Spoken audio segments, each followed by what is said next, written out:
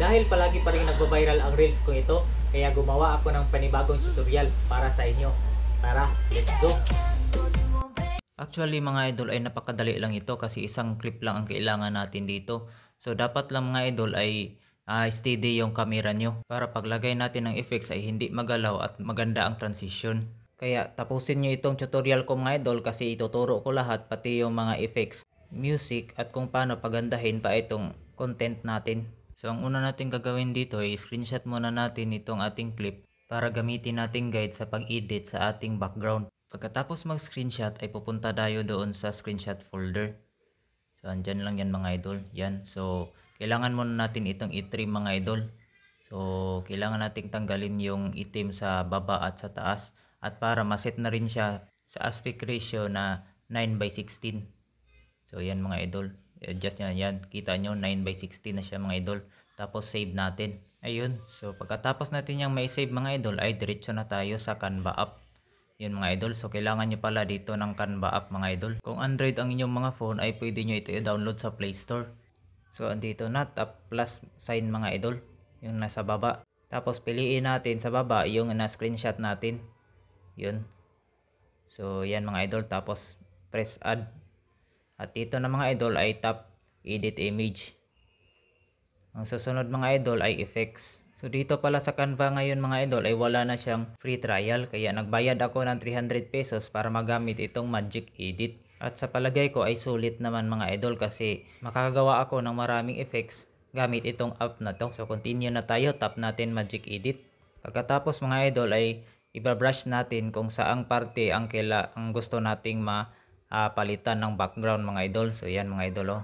So gayahin nyo lang itong ginagawa ko mga idol para makuha nyo ang same result. Pagkatapos nito ay tap next. So dito banda ay makikita nyo yung describe your edit. So nakadepende sa trip nyo kung ano yung gusto nyo mabago sa background nyo. Pwede lake, pwede building, or yung karaniwan kung ginagamit na cliff. So yun, type nyo lang mga idol tapos tap generate. So hintayin lang natin at automatic yan na mag-generate ng mga designs na i-recommend niya para sa atin. So ayun, gaya nito mga idol, naka-timing agad tayo ng magandang palagay sa ating background. So yun mga idol, dalawa ito mga idol. So kung kontento na kayo sa ganitong effects mga idol ay i-download na natin yan para ma-save na sa ating gallery. At kung hindi ka naman kontento mga idol ay pwede nyong pindutin yung generate again para mag-generate siya ng mga bagong effects or background. So yun mga idol. Ang kagandahan nito ay pwede nyong i-save lahat ng magustuhan nyo. Kagaya nito, so dalawa agad yung na-save natin. At magagamit natin yan for future use para hindi na tayo pabalik-balik dito sa Canva app. At dahil may napili na tayong design ay dumiretso na tayo sa CapCut. So ito na yung clip natin mga idol. At lilinisin na natin ito mga idol. Iti-trim natin. So napakadali lang talaga nito mga idol. So dyan. So hanapin muna natin kung saan tayo magsisimula or yung start ng ating video. So parang gusto ko dito banda mga idol yung malapit na talaga akong itulak ni Dodong. Ang gagawin natin ay split na natin ito mga idol tapos i-tap natin yung nauna tapos i-delete na natin kasi hindi na yan kailangan. Tapos kukuha lang tayo dito ng kahit 6 seconds lang mga idol. Yun, so dito yun banda mga idol. So i-tap natin. Tap natin tapos i-split pa rin natin mga idol. Yun, split tapos i-tap yung pang last tapos delete kasi hindi na yan kailangan. So ito na, may 6 seconds video na tayo mga idol. So ang susunod natin gagawin mga idol ay tap plus. Yan, tapos yung photos i-add natin yung background na na-download natin sa Canva app. So ito yun mga idol. So ito yung i-try natin. Press add. Pagkatapos mga idol ay ibababa natin ito. I-tap lang para mag-highlight. Tapos hanapin natin dito sa baba yung overlay. Yun mga idol. So click overlay. Yan, nakababa na siya mga idol. Pero kung makikita nyo ay natatakpan yung first clip. Kaya mamagikin natin yan. Hanapin na naman natin yung mask. Ayan. So ayan na si mask. So piliin natin mga idol ang horizontal. Tapos ikutin lang natin yung yellow line. Yan. Para makuha natin yung background mga idol. So iset talaga natin dito mga idol. Kailangan talaga ng timing. Pagkatapos mga idol ay press natin yung adjust tapos feather. Ilagay lang natin sa 2. 2 lang yung ginamit ko dito mga idol. Ang purpose ng feather ay para hindi halata yung guhit ng ating mask mga idol. So yun na mga idol. I-check na natin. So yun. O kita nyo mga idol. O see. So dito mga idol, ita-timing na naman natin kung saan tayo bababa at i-adjust natin itong ating second clip. Yan. So kailangan talaga dito mga idol ng timing para timing yung pagbaba at pagpawala ng ating background. Yun mga idol. So kung napapansin nyo ay naputol yung tao sa pagtalon. So may gagawin tayo dyan mga idol na magic. So press natin yan mga idol, tap natin para mag-highlight, tapos hanapin natin yung duplicate. I-duplicate muna natin yan mga idol. Saan ba si duplicate? Yun.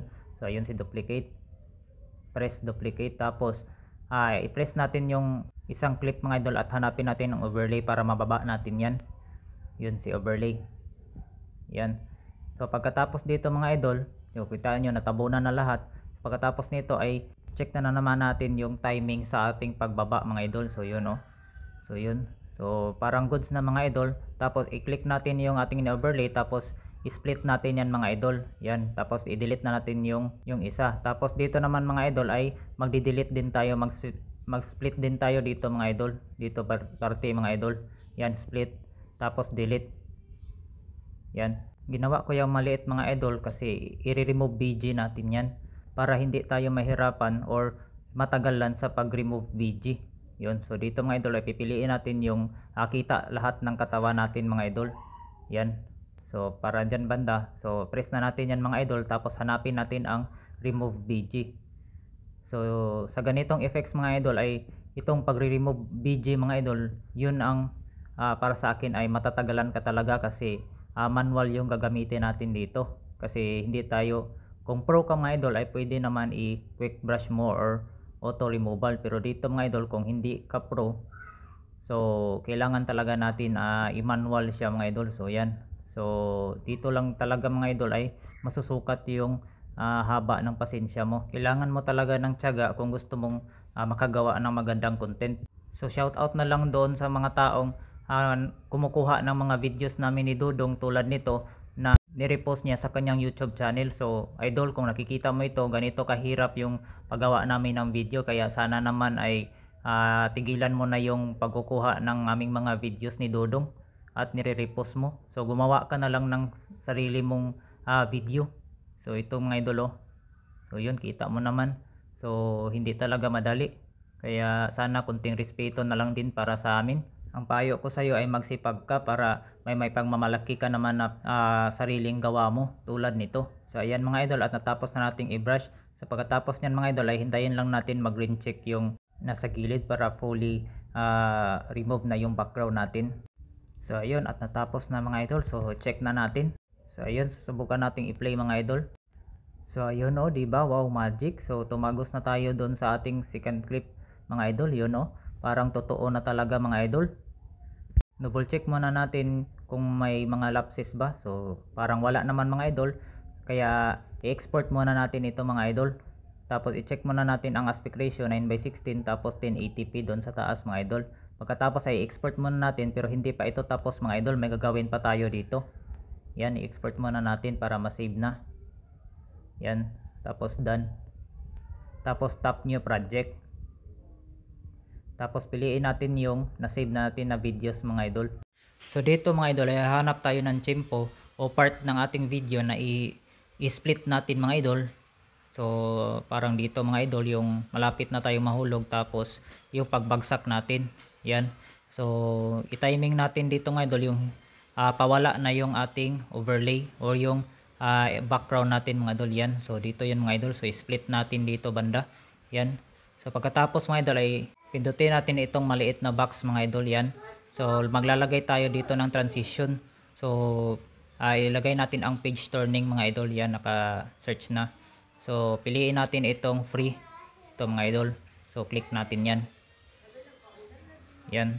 So ito na yung kinalabasan yan mga idol. So parang may page na siya. Yun So kita nyo mga idol yung transition niya. Yun So tamang tama talaga mga idol yung pagkawala ng ating effects. Kailangan talaga ng timing dito. Pagkatapos mga idol ay ang susunod natin gagawin dyan ay itong nasa gitna mga idol ay babaguhin natin ang speed nyan. Kaya tap natin yung speed at tap normal. Yan, so dito mga idol ay ilalagay natin sa 0.3 para mag-slow siya at magmukhang exciting yung pagbagsak natin. So check natin mga idol So yun. Tignan nyo mga idol, so may slow mo na. tapos page flip. Yan.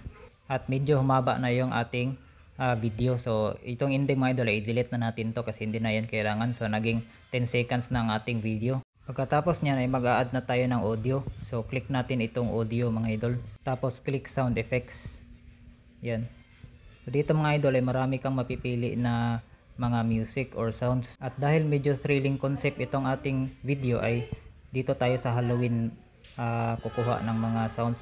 Gaya nito mga idol, yung mga creepy sounds yun, no? So ito muna yung piliin natin, itong isa. Yan. So add natin mga idol. Tapos yan na. At dahil maiksi lang ang sounds na yan mga idol ay dudugtungan natin yan. So balik tayo muli dito sa sound effects. So dito ay pipili tayo ng idudugtong natin mga idol. So itong sound effects na ito ang idudugtong natin, add plus. So dito mga idol, so i-adjust lang natin para mag-timing yung music niya. So ganyan mga idol, oh. So okay na yan mga idol. Pagkatapos ay i-split natin dito mga idol. Yan, kung saan tayo naglagay ng page flip. So split natin, tapos delete na natin yung natira. Pagkatapos mga idol ay press sound effects na naman. Yan, tapos maglalagay tayo ng magic na effect. So itong magic reveal ang piliin natin mga idol. Yan. So i-add din natin yan mga idol. Yan, so dito sa banda mga idol. So i-timing talaga natin doon sa pag page flip. So try muna natin. So yun, mukhang okay naman mga idol. So ganyan lang yung paglagay ng mga sound effects. So hindi pa tayo tapos dyan mga idol, at may ilalagay pa tayo dito. Nakalimutan kong lagyan ng gas effect. So dito mga idol, hanapin natin itong mood.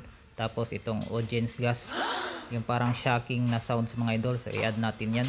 So dito ay adjust natin siya doon sa malapit nang mahulog yung ating tao mga idol, yun, no? Yan. So dyan banda mga idol. So okay na yan.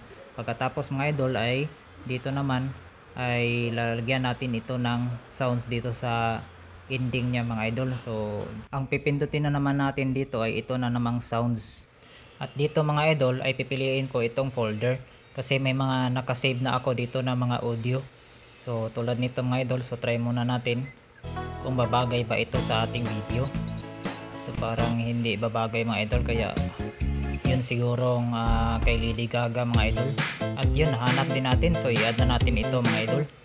So ayun, at pagkatapos nito ay ita-timing na naman natin siya. So kayo na ang bahalang mag-adjust mga idol kung saan. So ito, so para sa akin okay na yan. Pagkatapos mga idol ay ikakat na naman natin yan dito mga idol. So tap natin, tapos split, tapos i-delete na natin yung sobra kasi hindi na yan kailangan. So ito na siya mga idol.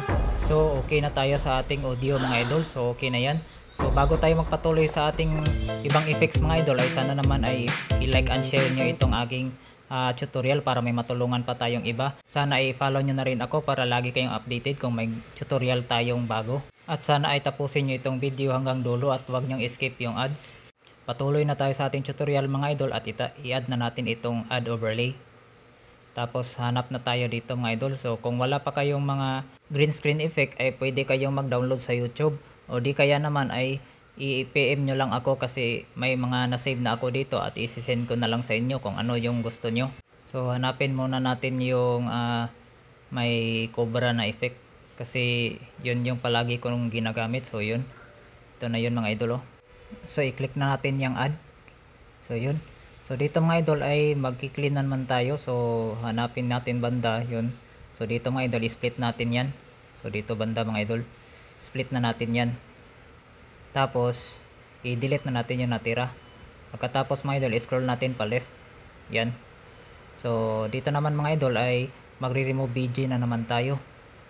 So hanapin yun, remove BG, tapos chroma key. Tapos mga idol, yan yung bilog, isentro nyo sa may green. Yan. So okay na yan mga idol. Tapos pagkatapos nito mga idol, kung mapapansin nyo may green pa yan sa gilid mga idol, kaya hanapin natin ang adjust. So kita nyo mga idol, may green pa. So hanapin natin ang adjust mga idol, click natin, tapos yung HSL, yan, click natin, tapos yung green, tapos yung saturation is negative 100. Yan, check lang natin mga idol. So wala na yung green mga idol, so kita nyo malinis na. So dito naman ay i-plaster na natin yan mga idol kung saan siya nababagay. So yan, so parang ganyan mga idol. So kung kita nyo mga idol ay madali siyang nawala kasi maikli lang yung ating green screen, kaya i-adjust natin yung speed niya. So top speed, tapos normal, tapos i-adjust natin mga idol na umabot siya doon sa yung may page flip na transition natin. So i-adjust lang natin. So yan, parang ganyan mga idol. So kulang pa siyang konti, so adjust pa natin. Yan, siguro sa 4. Yan, so yan, so lumagpas na siya. So goods na yan mga idol, i-adjust na lang natin yan. So dito mga idol, i-plaster talaga natin siya kung saan siya nababagay. So yan, so parang ganyan, no. So dito mga idol, ay align na naman natin siya. So yan, so i-drag lang natin yan. Yan, so align na siya sa ating page flip transition. So yan, parang ganyan na mga idol. So ganyan lang yung mga effects mga idol, green screen lang yung gamit natin. So lahat ng effects na dinadagdag ko dito mga idol ay green screen lang at dinownload ko sa YouTube. Tulad ng mga helicopter effects mga idol ay green screen lang yun. Pero dito mga idol, hindi helicopter yung ginamit ko kasi maliit lang ang space natin sa taas ng ating video. So dito ay dagdagan na naman natin yun ng yung may even effects mga idol. So hanapin ko lang yung green screen na yun. Nasa ilalim na kasi yun. At yun, nakita ko din sa wakas. So tap natin ito mga idol, tapos add natin yan. So dito mga idol ay same scenario. So mag-clean muna tayo at yung mawala yung 1. So yan, so dyan natin split, tapos i-delete natin yung kabila. Tapos dito naman mga idol, yung hindi pa lumalabas yung number 2. So split natin, tapos i-delete na natin yan. So ganyan mga idol. So ganyan ang kadali. Tapos same scenario, chroma key pa din mga idol. Tapos i-adjust na naman natin mga idol sa HSL para mawala yung green. Okay, so ganyan mga idol. Tapos i-drag na lang natin yan mga idol dito. So isi-set na naman natin yan yung timing niya, kung saan, kung ikaw na yung bahala kung saan mo gustong ma-rasta mga idol, na makikita siya yung effects niya na may lumilipad na ibon, parang ganyan mga idol. So ganyan mga idol. So ganyan lang kadali mga idol ang gawa ng transition dito mga idol. At sa wakas ay malapit na rin tayo matapos. So ganyan lang mga idol, at paulit-ulit lang naman yung mga procedure dito sa pag add ng mga green screen mga idol. So sana ay nasundan mo ang ating tutorial mga idol. At bago natin ito i-export mga idol, ay check muna natin, iset mo, wag mong kalimutan iset yung aspect ratio ng 9:16, tapos yung 1080p sa taas mga idol. So pag naset mo na yan, ay pwede na natin yan i-export. So maraming salamat sa panonood mga idol, at sana ay nakatulong ako sa inyo. So follow and share na lang mga idol.